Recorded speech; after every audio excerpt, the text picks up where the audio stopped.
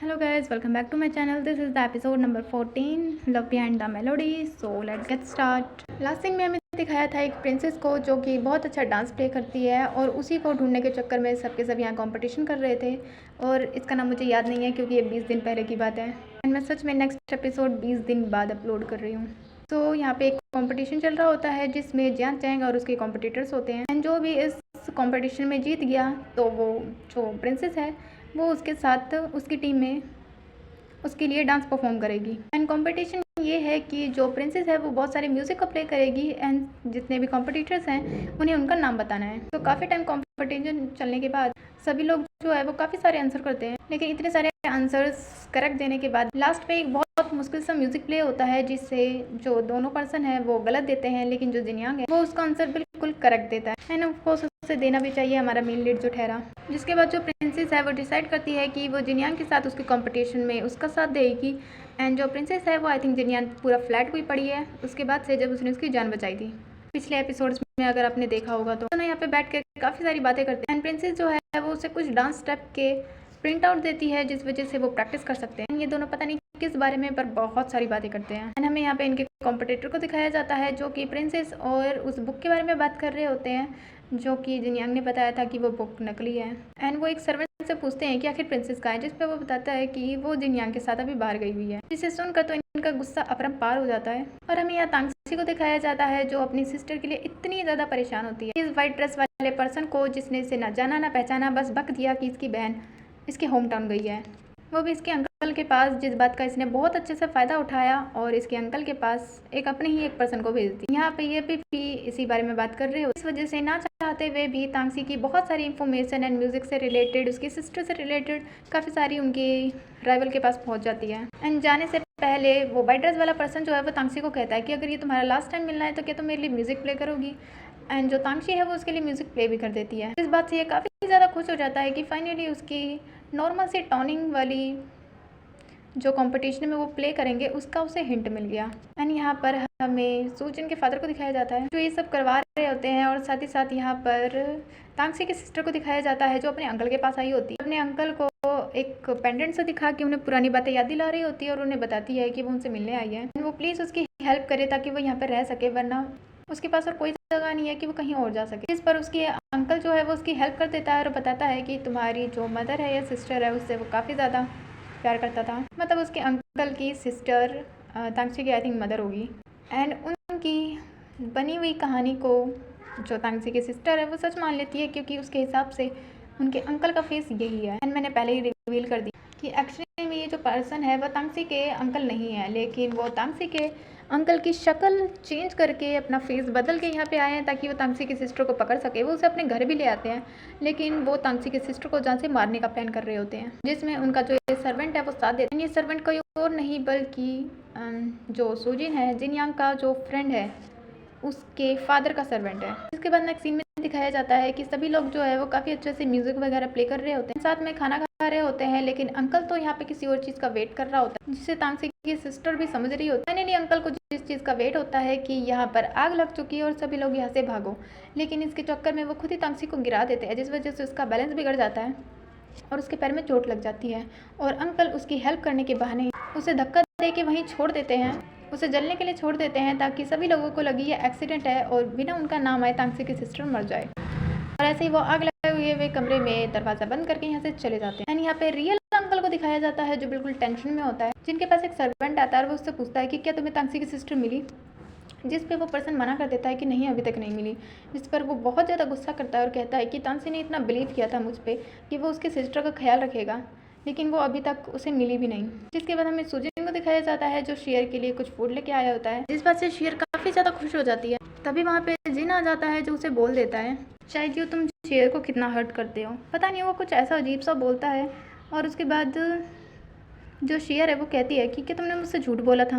I think ये सारी की सारी चीज़ें जो है वो फूड के ऊपर होती है एंड इस बात पे वो जिनयांग से कहता है कि तुम जिनयांग से पूछ लो कि झूठ नहीं बोल रहा लेकिन जिनयांग कहता है कि मैं झूठ नहीं बोलूँगा इसीलिए तुम दोनों अपना देखो। जिस वजह से शेयर को काफ़ी ज़्यादा गुस्सा आ जाता है कि वो रोज़ उसके लिए फूड वगैरह लेके आया करता था और वो भी ये बोल के कि वो खुद बनाता है लेकिन एक्चुअली उसने बहुत सारे पैसे खर्च कर दिए इस पर। इस वजह से वो नाराज़ होकर यहाँ से चली जाती है एंड सूजिन जो है वो यहाँ पे जिनयांग के ऊपर काफ़ी ज़्यादा गुस्सा करता है और कहता है कि तुम पीकॉक से, और ये बोल के वो शेर के पीछे चला जाता है ताकि वो उसे मना सके, जिस पर सासा उसे कहती है प्राउड एज अ पीकॉक, मतलब इसका मतलब मुझे भी समझ नहीं आया, बस इतना पता है कि जिनयांग के गर्दन पे एक पीकॉक है जिसे साशा ढूंढ रही थी और अब उसे जिनयांग से ही प्यार है। प्राउड एज अ पीकॉक का मतलब तो मुझे भी नहीं पता। उसके बाद जो जिनयांग है वो सासा से बात करता है और उसे प्रिंसेस से दिए हुए प्रिंट आउट दिखाता है जिसमें म्यूजिक के साथ काफ़ी सारे अच्छे डांस स्टेप्स थे, उसे प्रैक्टिस करके वो अपना कंपटीशन कंप्लीट कर सकते हैं। लेकिन जिनयांग जो है वो यहाँ पे प्रिंसेस की कुछ ज़्यादा ही तारीफ करने लग गया था, इस वजह से सासा को थोड़ा सा जलस फील होता है। तभी वो अचानक से अपनी पेंटिंग देखती और उसे कहती है कि क्या ये मैं हूँ। इस बात से काफ़ी खुश हो जाती है कि जिनयांग उसे ही पसंद करता है। जिसके बाद हमें यहाँ पर दिखाया जाता है मिस्टर वैंग को, आई डोंट नो, शायद वैंग ही था इनका नाम, और सूजन के फादर को, जो कि कंपटीशन के बारे में बात कर रहे होते हैं। तभी यहाँ पे एक गार्ड आता है जिस वजह से मिस्टर वैंग जो है वो अपने काम की वजह से चले जाते हैं। लेकिन यहाँ पर सूजन के फादर इस बात का फ़ायदा उठाने की सोचते हैं। वो क्या सोचते हैं ये तो नहीं पता, लेकिन वो जिनयांग को बुलाने की बात करते हैं एंड वो रास्ते से जा रहे होते हैं। तभी वो एक जगह देखते हैं जहाँ पे जाने के बाद वो एक बॉक्स को ओपन करते हैं जिसमें काफ़ी सारे पेपर होते हैं। सभी पेपर में चाइनीज़ में कुछ कुछ लिखा होता है, इसलिए मुझे कुछ समझ नहीं आता। उसे देखने के बाद वो अपना कुछ सोच रहे होते हैं और आई थिंक वो भी इनमें से भी उनका कुछ ना कुछ प्लान है। उसके बाद वो जल्दी से उन्हें वापस रख के यहाँ अपने घर आ जाते हैं और आने के बाद वो सोच रहे होते हैं कि जिनयांग मैं तुम्हें जीतने नहीं दूंगा, चाहे कुछ भी हो जाए। तुम ऐसे चीप म्यूजिक को प्ले करके विन हो सकते हो, ऐसा कभी नहीं होगा। मतलब इनके फादर जिनयांग के बारे में शायद बुरा ही सोच रहे होते हैं। तभी वो देखते हैं कि जो बादल है वो आने लगे हैं और आई थिंक रेन होने वाली है एंड वो रेन को ही सोच रहे होते हैं, जिसके बारे में तभी उनके पास सर्वेंट आता है और कहता है कि जिनयांग यहाँ आ चुका है। उसके बाद दिखाया जाता है आसपास उनके रेन हो रही होती है और वो दोनों बैठ के चेस खेल रहे होते हैं। यहाँ पे पहले तो जो जिनयांग है वो चेस में जीत जाता है, लेकिन जो अंकल है वो उसे बोल रहे होते हैं कि तुम काफ़ी ज़्यादा जल्दबाजी करते हो हर एक चीज़ में, और उसे अंकल यू के बारे में बोल रहे होते हैं। आई थिंक उसे वो कोई हिंट दे रहे होते हैं, अंकल यू यानी कि तांगसे के सिस्टर को जहाँ पे भेजा था अंकल यू के पास। जिसे सुनकर तो जिनयांग भी शॉक में पड़ जाता है। लेकिन यहाँ पर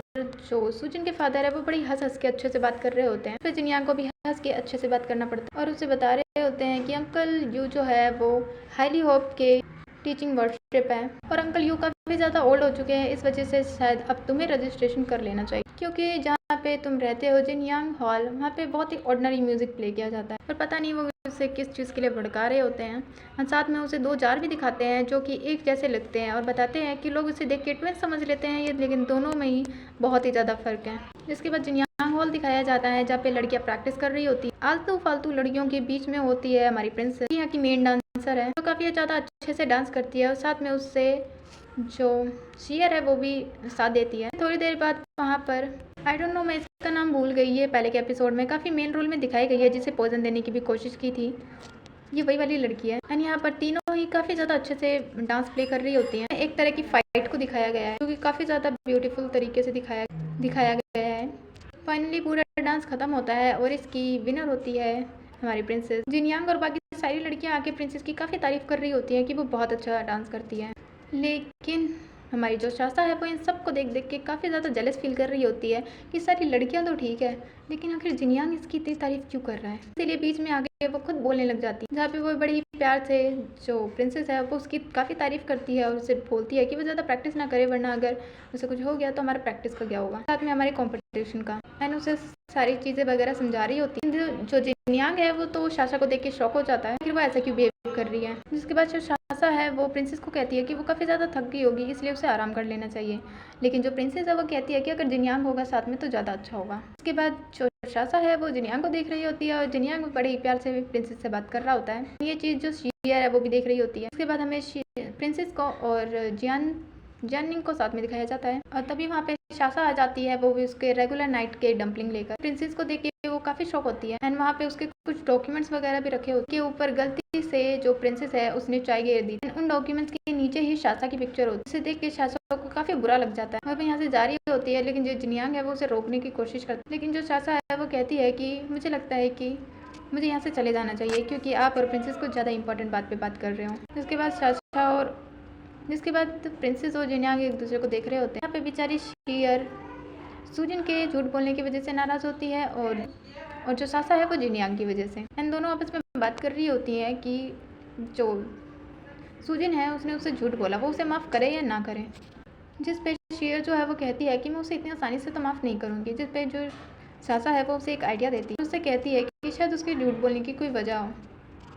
इसलिए बाद में वो उसे माफ़ कर दे। लेकिन मैं क्या करूँ, मेरे पास तो ना वजह है और ना ही कुछ और तभी वहाँ पे एक पर्सन आता है जो शेर को बताता है कि सुजिन जो है वो उसकी टांग टूट गई है। तो वो घबरा के उसके पास जाने लग जाती है, लेकिन सासा उसे बिठाती है और उसके कान में कुछ कहती है। में यहाँ दिखाया जाता है कि जो जिन और सुजिन दोनों साथ में होते हैं एंड जो सुजिन है उसको हल्की सी चोट लगी होती है, लेकिन वो बहुत ज़्यादा बतंगड़ बना रहा होता है और जो जिन है वो उसे मना कर रहा होता है कि तुम ऐसा क्यों कर रहे हो। उसके बाद जैसे ही सुजिन जो है वो शेर की आवाज़ सुनता है वो तो उसके पास ही जाने लग जाता है, लेकिन जिन उसे थोड़ा रोक के रखता है। जिन कहता है कि अब मैं अपनी चैल बुक लेने जा रहा हूँ, आई थिंक उसकी फूड की कोई बुक होगी। एंड तभी वहाँ पे शेर आती है और उसे कहती है कि आखिर ये कैसे हुआ। सुजिन कहता है कि ये मेरी गलती है, मैंने अपना ध्यान नहीं रखा, तुमसे भी झूठ बोला, उसके लिए आई एम सो सॉरी। जिस पे शेर जो उसे कहती है कि अभी तुम बोलो मत वरना तुम्हें दर्द होगा। एंड शेर की ऐसी हरकतों से सुजिन तो बिल्कुल हैरान हो जाता है, लेकिन शेर तो वो उसे बस ऐसे ही बहका रही थी एंड वो उसकी चोट को बहुत ज़ोर से दबा देती है, जिससे सुजिन की चीखें निकल जाती है। और इसी पॉइंट पे हमारा ये वाला एपिसोड हो जाता है ओवर। सो मिलते हैं नेक्स्ट एपिसोड में, बाय बाय।